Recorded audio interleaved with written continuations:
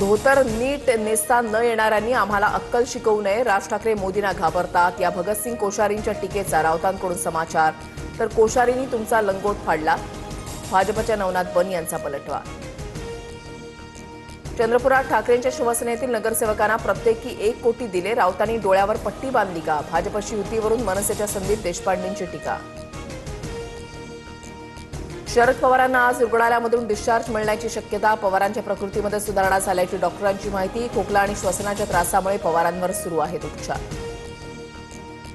मंत्रालयात लाच घेताना क्लार्कला रंगेहात पकडलं. मंत्री नरहरी झिरवाळांच्या अन्न आणि औषध प्रशासनाच्या विभागात एसीबीची मोठी कारवाई. मेडिकलचा निलंबित परवाना पूर्ववत करून देण्यासाठी 35,000ची लाच घेताना आरोपी राजेंद्र ठेंगरेला अटक. पालकमंत्री नितेश राणेंकडून मुख्यमंत्र्यांकडे सिंधुदुर्ग जिल्ह्याचा 600 कोटींचा प्रारूप आराखडा सादर. जिल्ह्यातील प्रस्तावित कामांसह विकास प्रकल्पांची सविस्तर माहिती दिली.